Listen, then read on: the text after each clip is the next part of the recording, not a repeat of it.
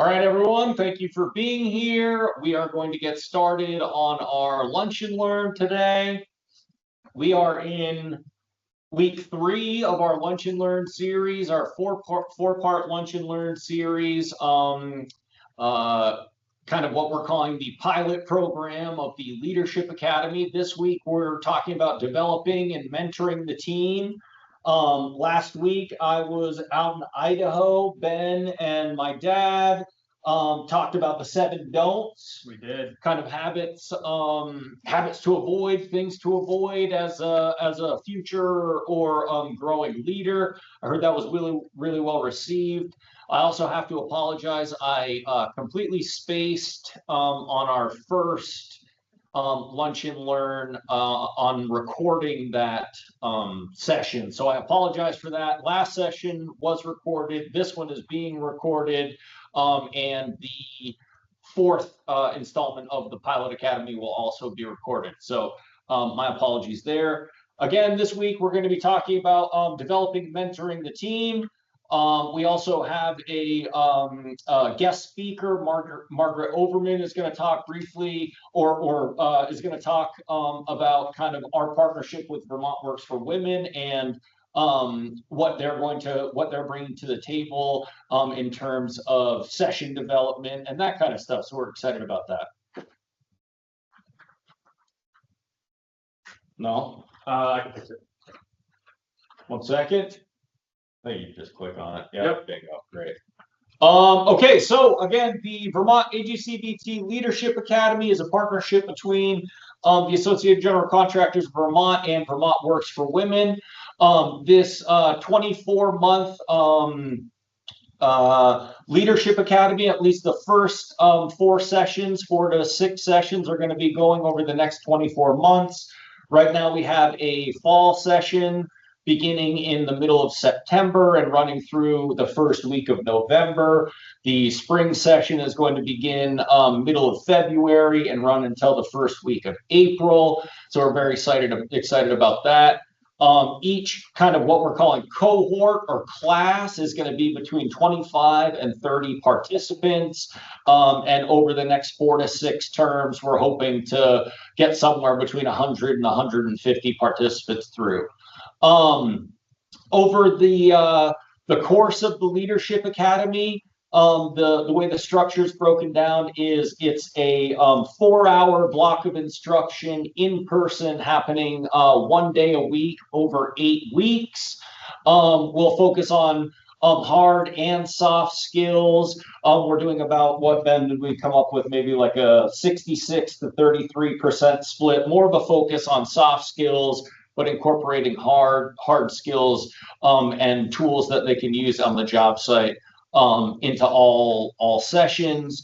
We'll have things small, large group discussions, activities, where we've got a bunch of experts coming in to talk for different blocks of instruction, experts from across the industry and kind of cross industries, to really provide kind of the tools that they've learned as they progress through their time coming up in kind of different leadership positions. So we're really excited about our partnership with Vermont Works for Women. This entire Leadership Academy has been underwritten by the Northfield Savings Bank, and as such, every participant is receiving their enrollment at a very discounted rate of just $100 per participant, which we think is a phenomenal thing that NSV has done. And it also, that $100, whether it's put up by the individual employee or by the company, is a great way to show their investment in that individual's investment in themselves, and also that they're taking this Leadership Academy seriously. So again, very excited about that. The first session is going to start on the 17th of September. Coming up in the next week or so, you're going to start seeing a lot more information about enrolling, session structure, all of that kind of stuff. So please keep your eyes out for that. If you're interested in getting an employee from your company or a group of employees from your company enrolled in the Leadership Academy, feel free to reach out via email to myself or Ben, and we'll help you start that enrollment process. And our contact information is at the end of this presentation. With all that being said, again, very important to recognize our partners in the Leadership Academy, both Northfield Savings Bank and Vermont Works for Women. Our partnership with Vermont Works for Women is in a direct effort to provide equity modules that can help future leaders, current leaders, be better prepared for the current workforce, the modern day workforce, and the workforce that we're all striving to put together, both multi-gendered and multicultural workforces. So we're very excited now to introduce Margaret Overman, who is the Senior Manager for Career Empowerment and Inclusion at Vermont Works for Women. She is going to give a presentation both kind of on overview of what Vermont Works for Women does and about what they're going to do specifically about the Leadership Academy. So Margaret, please, I'm going to stop sharing and you can feel free to start sharing. Yes, I'm ready. Thank you. What a lovely introduction. What an awesome program to be a part of. I have slides. I have ADHD. Slides help keep me on track, but I don't always have to stick to the slides. So if you all are really engaged, have questions, too excited on your lunch, want to talk, don't hesitate, interrupt me, put in the chat. We'll have Ben and Reed just help monitor the chat there. So I am going to introduce myself, my wife for this work, a little bit about Vermont Works for Women to make sure we're kind of on the same page, and then highlight some key points that we are going to bring to this Leadership Academy that we think can be valuable for everyone. So yeah, my name's Margaret. For about 20 years, I've worked to help people, especially those with invisible disabilities, succeed in the workplace and at school. My approach was shaped. This is my picture. This is like my core at the time. Have you ever been in a place in your life where like this changed my life and you didn't know it in the moment? 2002, I was working at the hospital in this picture, Evans Army Community Hospital in Colorado. And my job was to work inside that hospital building until we started deploying troops to Iraq, and they quickly pulled me out because everyone at the hospital was being deployed, put me in the field, literally behind that building, to ensure that the troops were ready for deployment. I was often the only woman on those field teams, and in that environment, I really realized that the technical skills I was given and trained on really weren't enough. We had to move quickly. We had to move safely. There was some conflicts because we all came about it with different training. We needed adaptable communication, and we were all coming from different backgrounds. So that experience really sparked what I now call my kind of work purpose. And that's really helping employers and what we call non-traditional workforce members. Maybe you're the only on your team. Learn to find new ways of working together.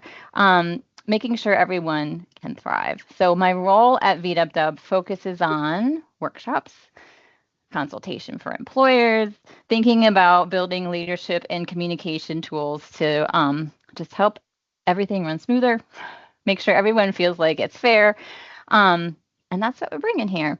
So we are super grateful to be a part of this AGC Leadership Academy and to Northfield Savings Bank and for, these conversations. So I'm going to dive in at first, just a little about VWW.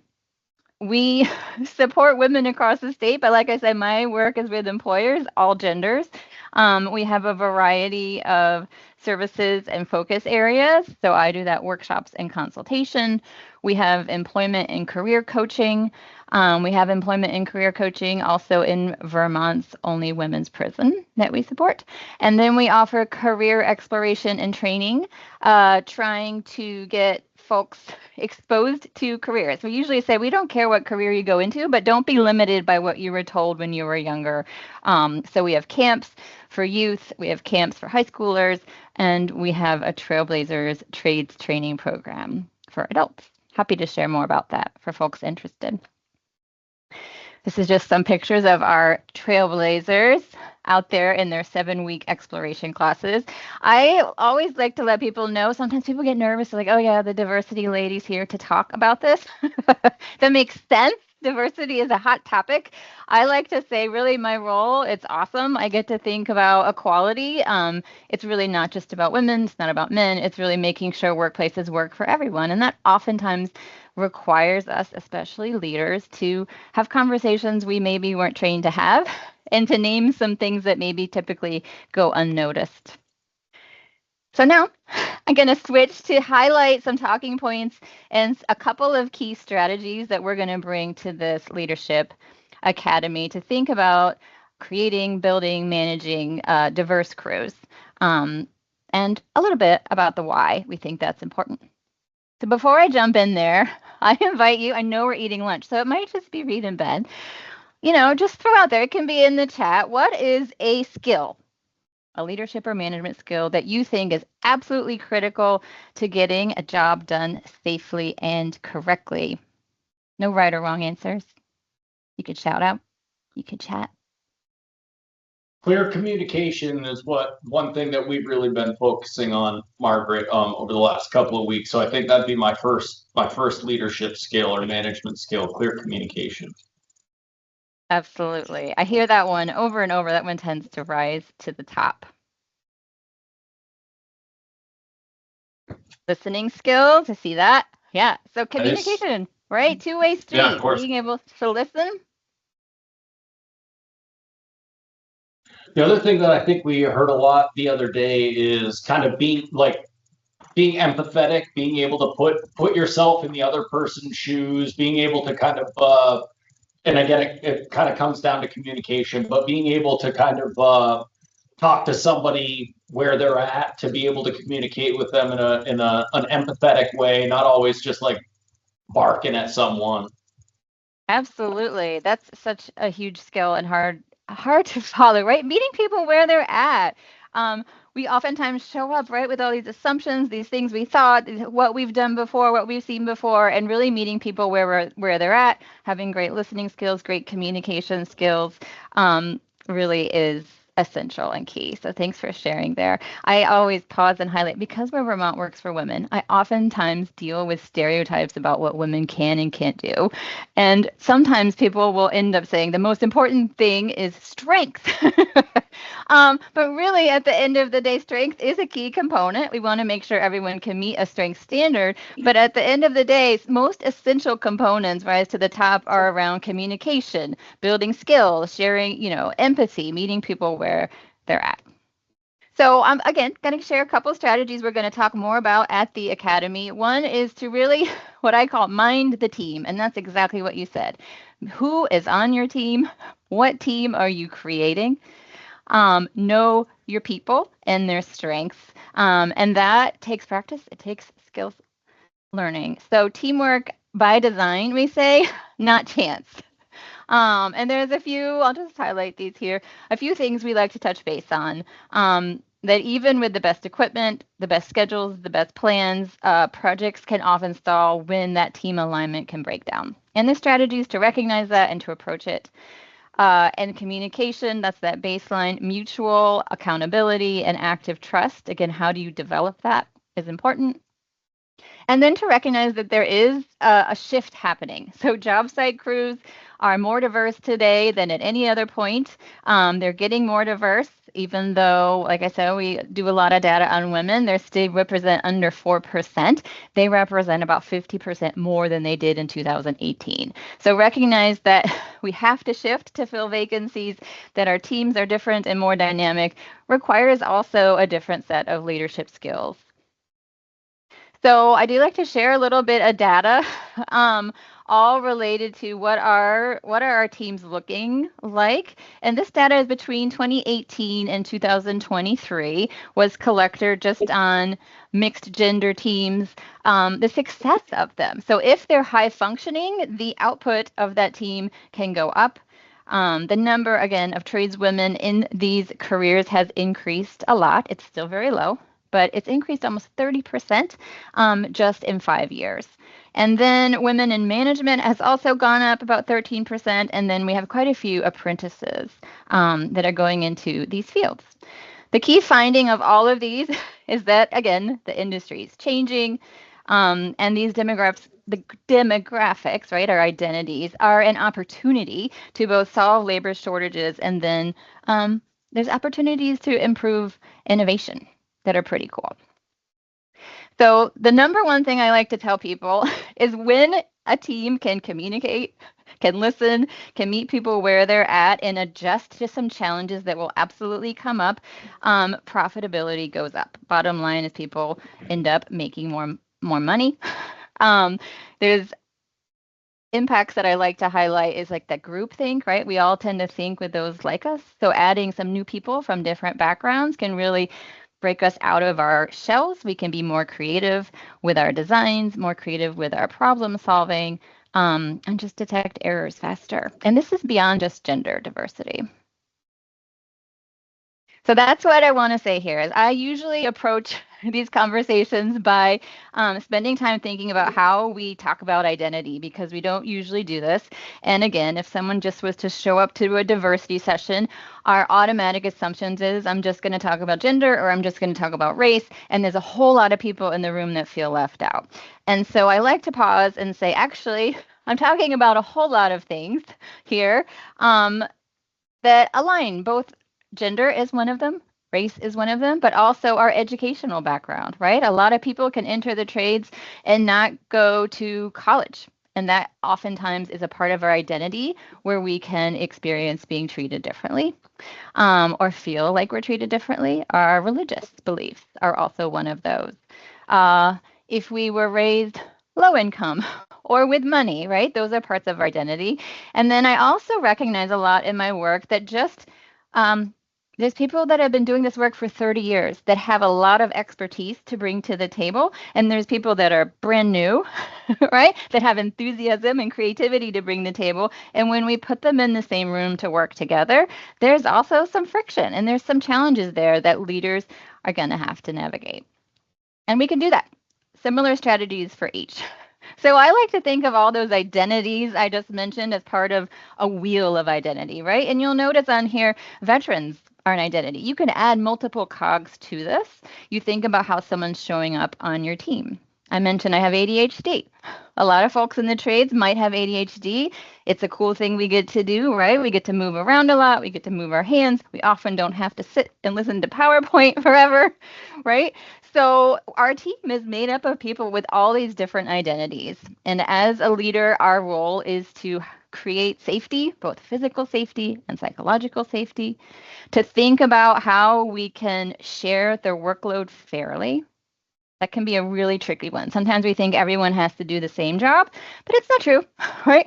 A really short person might get in the crawl space really easily. A really tall person might get the ladder off the truck really easily. We kind of capitalize on these differences, but we really do want to make sure we're sharing the workload fairly, which can take extra work when our team is just different from each other.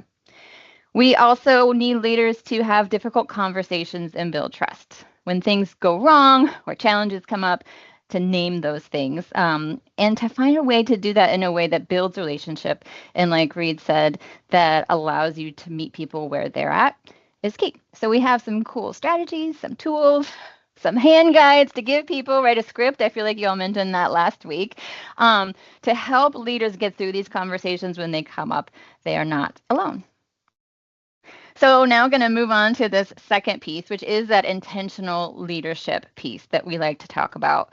There's a few main components that we talk about in our trainings that we would go through. Again, thinking about sharing the work distribution is often one folks on the field worry most about. So we can show you and give you tools for how to kind of audit tasks. Like, what are people doing? How do we make sure one person's not doing all the work for the rest? How do we share opportunities? There's some equity audits that are pretty cool. We can share with those. There's tips for communicating, right, in those huddles and toolbox talks to include psychological safety as well as physical safety. OSHA did a study that if people aren't feeling emotionally safe on a job site, it impacts our physical safety. You're more likely to have a physical injury if you're showing up at work nervous that someone might say something or do something or feeling like you don't belong. So again, tools, tips, tricks to no ticks to get involved. And to share with you, to give people what they need to have these conversations that aren't usually part of training programs. Besides the basics of properly fitting protective equipment, that can be tricky, we have some resources to get that. And then the biggest thing is there's going to be challenges that come up on every team. Even if you don't have a mixed gender team, you just have two different generations, right? You're going to have some friction at times. And how do we expect that? How do we get comfortable being uncomfortable? There again are tools and ways to practice that we like to share. We like to highlight what you permit, you promote, right? So how do we bring that up? There's ways to practice that together. And then the biggest thing I say is we learn from each other. It cannot just be the leader's responsibility to enforce things. You build trust in your team. You have shared norms about how to communicate, how to listen, how to name when things don't feel right. Again, excited to share some ways to do that and practice that with you all. So I'm going to wrap up here. I'm talking 100 miles a minute. I love this little slide, this sticker. Someone created it for me because I used to reference, like, we develop strength in many ways, and the confidence and assertiveness required to be a leader pretty much in any field, but especially when we're dealing with a changing workforce, really does require some practice. And I don't come in here as an expert. I actually come into this Leadership Academy and our work with AGC knowing that you all have tips, strategies, knowledge, expertise to add. And when we build these together, it's even better. So there's definitely going to be opportunities to share, like this said, a strategy you've used to, build trust with each other. And hopefully we can walk away from our time together with like a toolbox, right, of ideas that we co-created together that are unique to your environment, your situation, your staff, and knowing you don't have to do it alone. So that's the other part is I do like to share resources, troubleshooting challenges, if something doesn't come up now, how to reach out later and in the future to get support. So that's my very quick spiel. I went through a lot. A quick overview of what we do, why we do it. I'll stop sharing. Oh, I need to switch presenters maybe. I think I might be able to just share again. You take over? 1 second here. I might be able to figure this out. Hopefully. Share. Window. PowerPoint. You got it. Awesome. Sweet. There we go. Thank you for this time. Thank you for letting me share that overview. If anyone has questions about our work with the Leadership Academy, about how we may be able to just support you on your team if you can't join the Leadership Academy, this work. It's really fun to go into these teams and figure this out like a puzzle together. Yeah, and grateful for our partnership. Great. Thank you. Thank you very much, Margaret. That was great to kind of like see your spin on things and just to kind of tie this back into the long form or full-fledged Leadership Academy.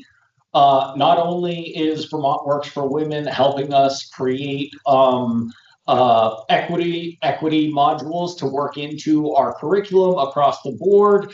Again, I think it's important to recognize that when we're talking about all of these demographic changes, it's not ever just about multi-gendered workforces. Yeah. We're always talking about whether it's internally or hearing it externally about how difficult it is for some of the older employees to work with and relate and mentor to the younger employees or the more experienced versus less experienced, and those less experienced employees are joining us from all different, Margaret, just like you were saying, all different walks of life, different sizes and types and kinds, and that's what we're looking for. We all need new employees, so we're very excited to also recognize that Margaret's going to be helping facilitate some of these courses with me and Ben and some of the other experts. So it'll be great to have her expertise in person and have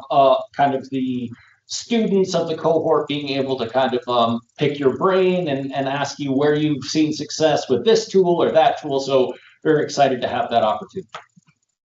Same. Thank you so much. Of course. And leading right back through what Margaret was saying and tying it right back into week 3 of the Leadership Academy pilot. A couple of things, that Margaret identified that, again, we think it's important to talk about when we're talking about mentoring or building, creating, and mentoring a team. One of the biggest challenges that we face as we're trying to create and mentor and build these teams up from the ground up is we deal with a high turnover rate in construction. There isn't a day or a week that goes by at Scoops for Safety we don't hear about, we lost 3 people last week. They'd only been here for a week. And on top of that, we have super dynamic workplaces, whether that means we're working 5 miles down the road differently today than we did yesterday, or if that job wrapped up and now we're with a complete new crew on a complete new job site for the next 2 years. There's constant turnover, there's constant turmoil within our crews, on top of difficult dynamic work that sometimes we have to be very cognizant of safety and safety concerns. And then there's a bunch of different communication silos that are happening at any time on a job site, whether it's just from the office to the job site, from the laborer to the foreman, or in between subcontractors. So there's a lot of things working against us when we're trying to create or build or mentor crews. But the goal of all of this, and something that really jumped out to me in Margaret's presentation, was teamwork comes together through work. It's not just by choice. Right? We have to design systems and design our philosophy on the job site daily in a way that's going to help us accomplish our goal. And that goal is 1 + 1 = 3. We talked about this all winter. It was kind of something that we touched on, and we touched on it maybe a couple weeks ago as well. But we've all been on those really high performing teams where we just fall right into a groove immediately, and all of a sudden I know just what Ben means. He doesn't really even have to tell me too much. He just kind of nods at something and I can get it done better than he even anticipated. And again, that's through a lot of hard work, right? And the beginning of that work is what we're calling the strategy. We have to establish respect, we have to establish trust. Really important. Ben and I were kind of just shooting the breeze today, and he was talking about how important it is, or how he thinks it's really important for leaders to be not only establishing roles, but something we talk about a little later is talking about kind of the ladder of their role and the ladder of success, how you get from laborer to leader, right? Yes, we were talking about job interviews, and I mentioned, I said, one of the things that I always ask is, what's my future here? I want to know what my steps, I want to know what the ladder looks like. I don't want to just go to work every day and say, maybe tomorrow I'll get thrown onto this job, or maybe they'll teach me how to do this next week. I want to have it laid out for me. So when I ask someone, what is my future here? What's my possibility? What are my chances of becoming a foreman one day? Yeah. Well, and that kind of like future, that ladder does really go into your role, right? Because if you want to know what the people ahead of you are doing, you want to try and learn their job to advance the role that you have. So I thought that was a really good point. The other part of the strategy is accountability. That's both giving people praise and holding them accountable regardless of their height on the company's hierarchy, right? We should be giving praise when it's due, and we should be holding people to our standards when we need to, regardless of their place on the ladder. Mm-hmm. So when we talk about kind of setting the stage, there are things that we have to do. There are things that we can do right off the bat that set us up for success down the road, right? And I would say there's a great saying.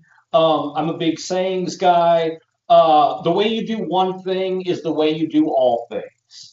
And I think that's pretty apropos for a lot of things in life. And I would say this daily briefings one, right, is really if we start our day with a focus, an emphasis on leadership or mentoring the team, building team camaraderie, if we start our day with that emphasis with a good daily briefing or a good toolbox talk, that's going to permeate throughout the day.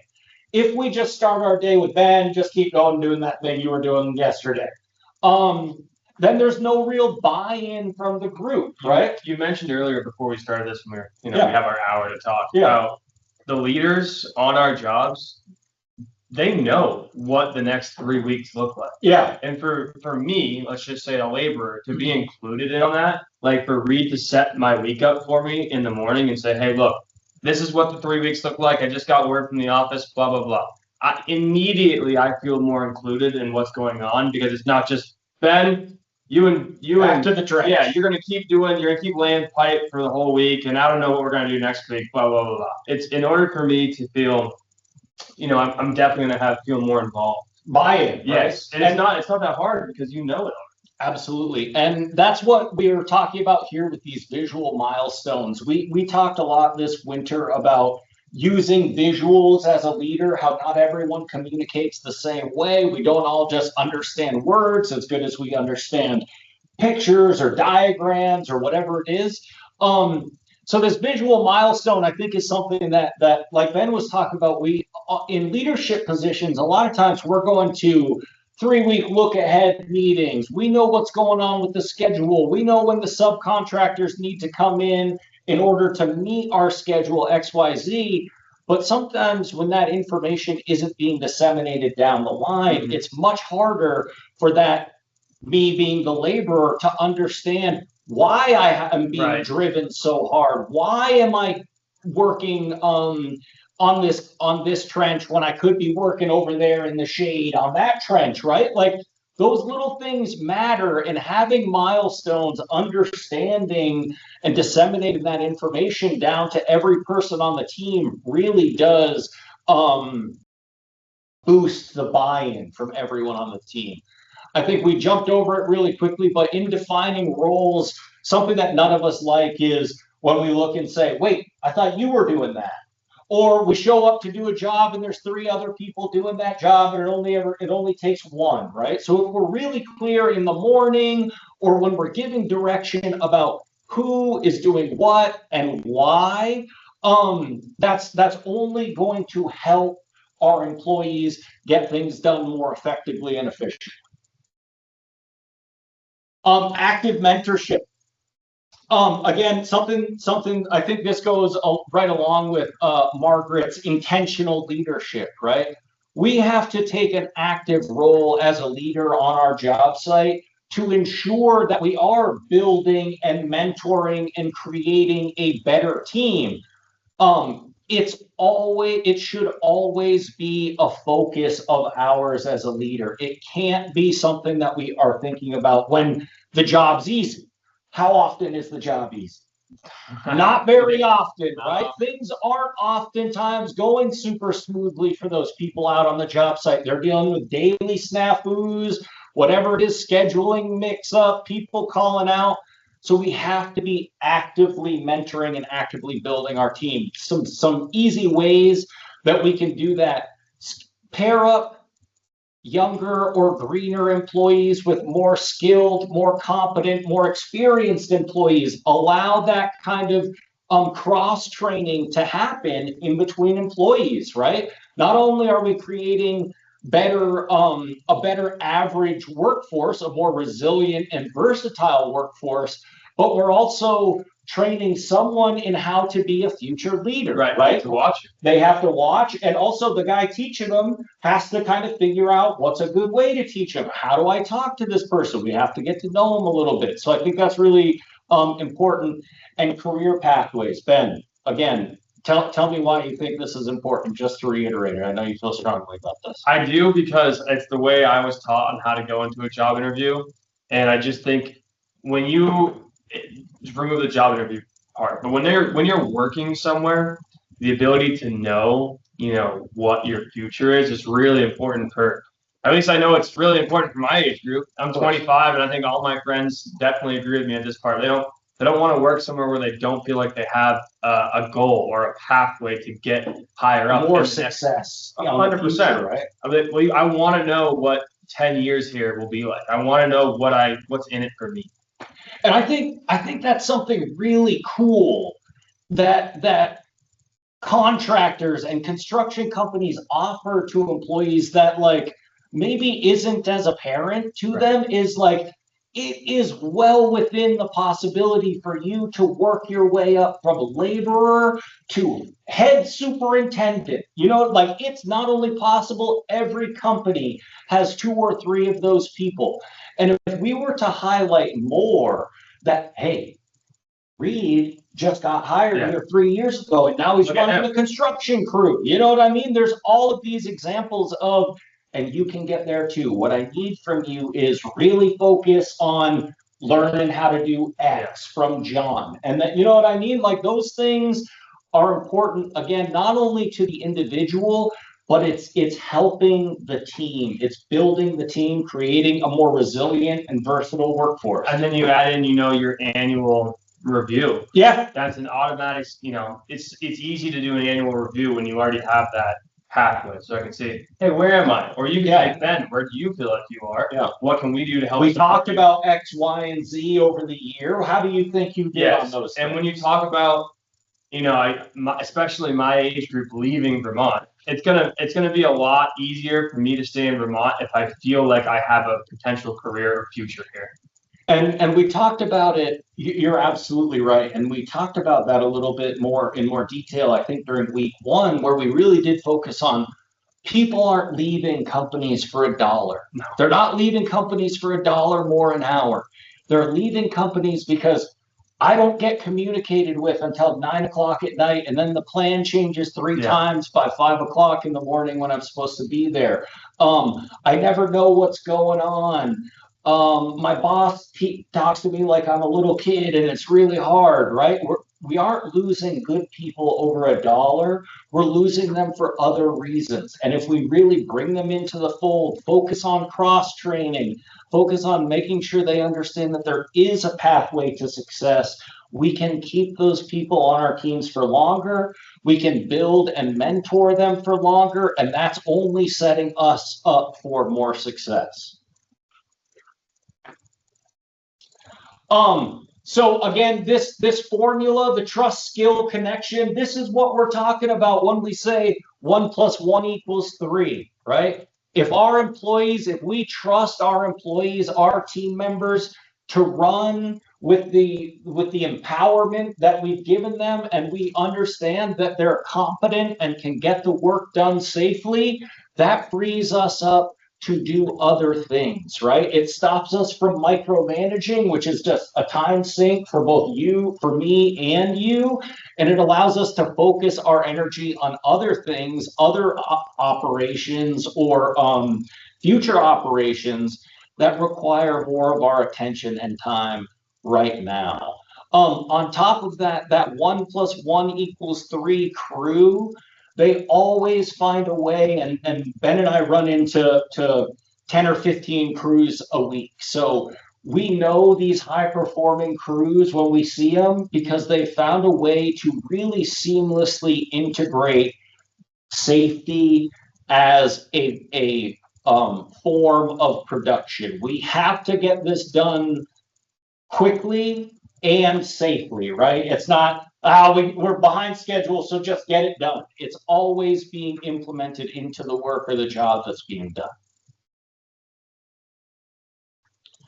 One of the, this kind of ties back into the joke that Margaret made about, sometimes we have this conversation and being strong, that's the number one Number one Yeah. thing about leadership in construction, especially in construction, right? Got to be strong, or always got to be right. Always have to have the answer. It's an unattainable goal for us to have of ourselves or of the people we put in leadership positions to not make mistakes, right? It's unavoidable. We all put our foot in our mouth. We all make mistakes. We all look at the wrong time before we head to that meeting or whatever it is. And everybody on the crew knows that you made a mistake, and they're all waiting for you to see what your next move is. And so that's a huge piece too. It's like everybody already knows. So now I'm looking to see. Now we're looking to see. You know, all right. Are they going to accept? There's not much on a job site that goes unnoticed, No, right? exactly. Like, it's kind of fun. Yeah. And someone being able to say, you're absolutely right, I've screwed that up, and this is how we're going to fix it, right? Or I'm sorry, I forgot to get you that tool you needed. I did not set you up for success. I say that all the time. Yeah. You know, did you set them up for success? And so admitting mistakes, right? That's perfectly okay. Not only is it okay, we must be able to admit our own mistakes if we are going to, as leaders, hold people accountable for their mistakes. Yeah. Good leaders are never do as I say, not as I do leaders, right? They Margaret, I wrote it down because I liked it so much. What you permit, you promote, right? What you permit, you promote. If safety and production and wearing PPE is important to you, you ensure that it's being done across the board, whether it's yourself, the president of your company, the head of HR, or a first day laborer. What you permit, you promote. The other side of that, no retaliation, right? When we see problems, when someone brings up a concern, when someone does something wrong, that they need to be held accountable, but there can't be retaliation. This person brought up a safety issue, so we're going to make them clean out the porta potties for the rest of the week. That way they'll keep their mouth shut about working at heights. Yeah, I mean, that's an OSHA whistleblower thing too. Well, not only exactly right, are we walking into detrimental kind of like leadership skills or leadership in action? We're then in that instance walking ourselves into a potential OSHA violation, right? Well, yeah, and lawsuit and of course, no fun. The green rule, right? Encourage people to ask questions. Not everybody knows the same thing. Sometimes we get an expert operator who focused all of their attention on civil construction. Now they're operating a wheeled excavator on the highway, and they're feeling like they don't know a thing, right? It's okay to ask questions. We need to encourage people to ask questions. And through that encouragement, we also need to answer their questions respectfully with some construction courtesy, right? And again, this is one of the things that Ben and I harped on a lot this winter is construction job sites are fun places to be a lot of times. Yeah, it's things are going right. Cool job, and when things are going right and the job is running smoothly, people are having fun. When things aren't going right, that's when a leader really shows their teeth. That's when a leader has to embrace and enforce construction courtesy. We talk to people respectfully. We answer their questions respectfully. We don't treat new employees like they're less than or anything like that, right? And what we permit, we promote. Again, this has been boiled down to for a few years through the AGC logos of actively caring for people, right? Treat the people the way that we would want to be treated, or that we would want our sons or daughters or moms or dads treated on our job sites, right? It's really that easy. The other thing that, leaders, especially young leaders or budding leaders can struggle with is back to what we were saying. I have to have all the answers, right? And when I don't have the answers, I don't know what to do. Especially as you're cultivating and learning and mentoring these teams, you're going to know, and likely if you've been a part of the company for more than a few months, you're going to know who these veteran or respected tradespeople are.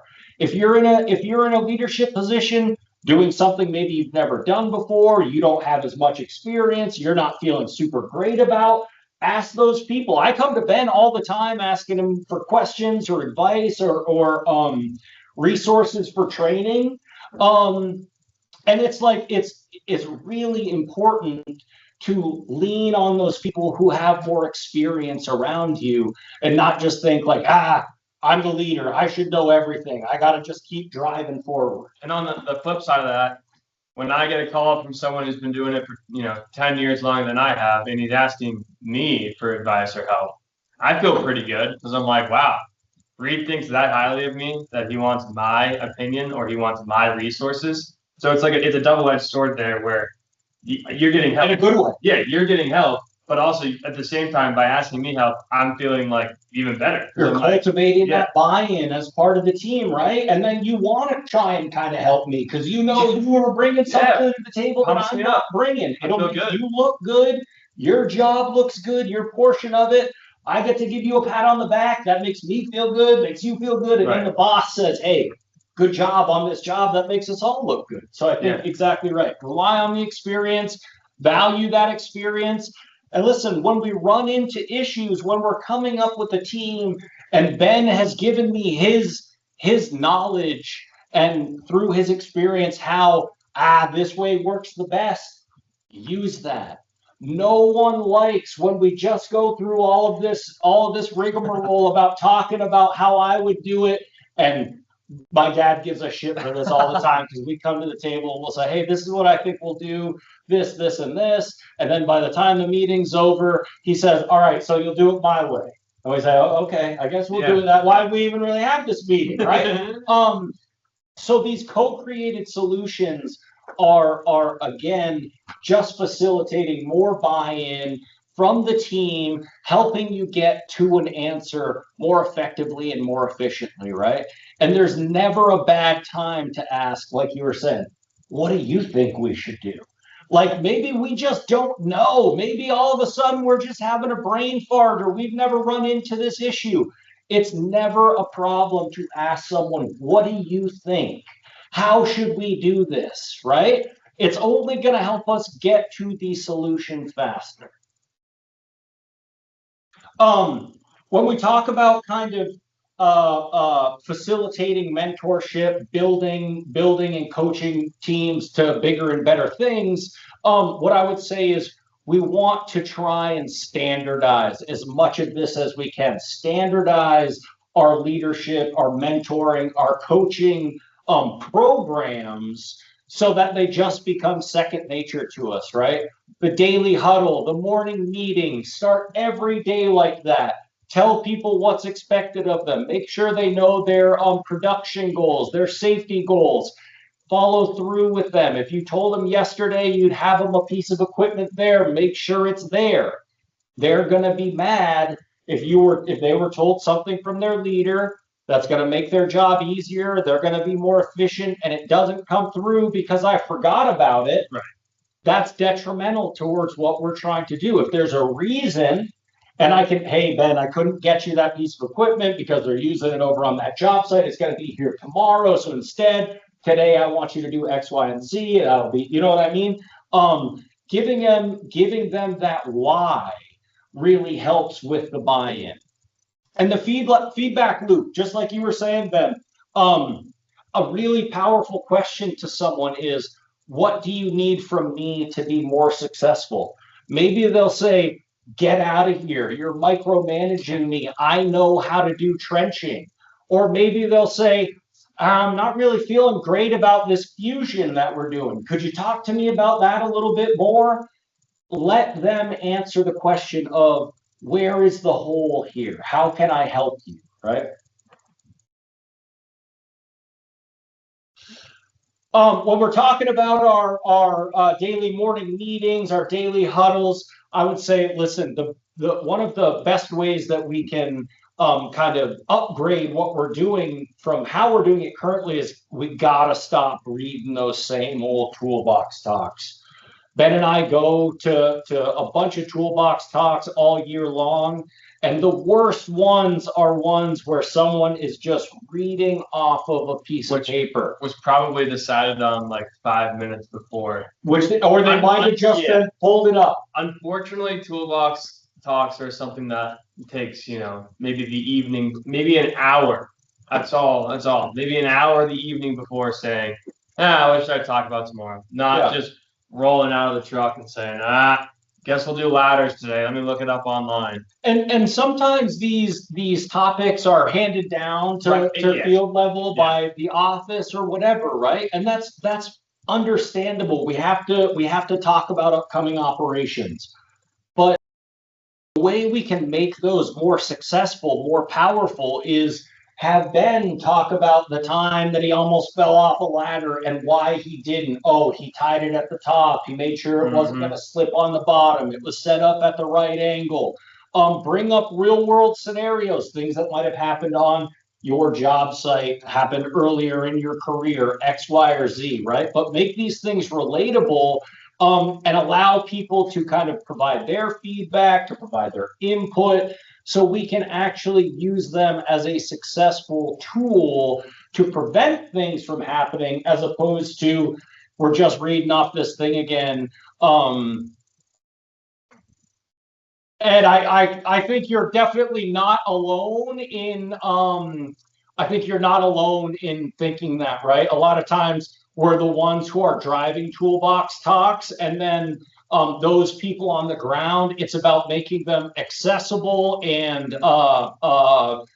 meaningful to the audience. So I don't think that it's about the picking of the topic. I think it's more, what I'm more focused on is how that topic is being presented. We as the leaders have to focus on making it engaging, making it real, and not just saying, hey everybody, this is a topic Ed picked out for me this week, so I have to talk. We have to own it. That's exactly right. That's exactly right. Take some pressure off you when we own it on the job sites as well. When we're working on teamwork, coaching, and mentoring, one of the big things that we've been talking about is praise publicly, correct privately, right? Not everything, not every problem, every concern, every issue, every roadblock needs to be solved at the Monday morning safety meeting. Not every argument between tradespeople, between work partners or whatever needs to be solved right out in the open of everyone, right? We should be solving things at the lowest level, behind closed doors, with the lowest amount of people possible. Sometimes that means me and Ben have to go to the office and talk to some people there. Sometimes it means Ben is going to bring me into his work trailer and he's going to talk to me about X, Y, or Z, right? If something needs correction. On the flip side of that, safety meetings, morning huddles, that's an amazing opportunity to say thank you, to give kudos, to say we're doing a great job, because who doesn't like getting a thank you in front of everybody? It's a great way to start the fucking day, right? And it makes us feel good. It makes Ben feel good. Everybody feels good when we're giving kudos in the morning, right? And again, the way we do one thing, the way we do all things, we start our day on a positive note, more likely to continue that way. Praise publicly, correct privately. And when we're talking about growth and preserving trust, a lot of times this conversation gets boiled down to, so we're talking about what were we just talking about earlier? Career advancement. We're talking about our yearly interview or whatever. When we're doing those as leaders, make sure those employees know, this is what I'd like for you to work on to advance. This is what I think you need to focus on to be more successful as the team leader over here, right? And if this isn't something that you know inherently through your experience, maybe it's something that's outlined really clearly in a company policy or program. If it isn't outlined as a company, that's something that we should be working on over in the company silo, right? This isn't a field level leadership thing. It's something we should be asking for. Hey, what does a 5-year laborer need to do to become a foreman? What does a seasoned operator need to do to become a project superintendent, right? These are things that can make a difference when we're talking about career advancement, when we're talking about building, mentoring, and coaching a team or an individual member of the team. Awesome. Again, just because I didn't put it at the end. This is the wrap up for our week 3 of the Leadership Academy pilot. Again, I just want to go all the way back to the beginning here. Thank you to Margaret from Vermont Works for Women for being a part of this, doing her presentation on what Vermont Works for Women is going to be bringing to the Leadership Academy. Again, the full-fledged Leadership Academy is going to begin on the 17th of September. If you're interested in signing up or enrolling either yourself or an employee of your company, please don't hesitate to reach out to either myself or Ben. Thanks to the partnership with Northfield Savings Bank, all enrollment has been underwritten to just $100 per student. So if that's something that you're interested in getting one or a handful of your employees in, please don't hesitate to reach out. These classes are going to be between 20 and 30 students per cohort. And we plan on putting on 4 to 6 of them over the next 24 months. So if you don't make it into the first class, there will be more upcoming. Appreciate you all being here again during your lunch break. Next week, we will have the 4th installment of the Lunch and Learn pilot program for the Leadership Academy. I can't remember off the top of my head what the topic is next week, but keep your eye on your email. There'll be some information coming out later this week about it. Appreciate you all being here. Have a great rest of the day, a safe week. Hopefully we'll see some of you tomorrow at the golf tournament. Thank you all. Have a great day.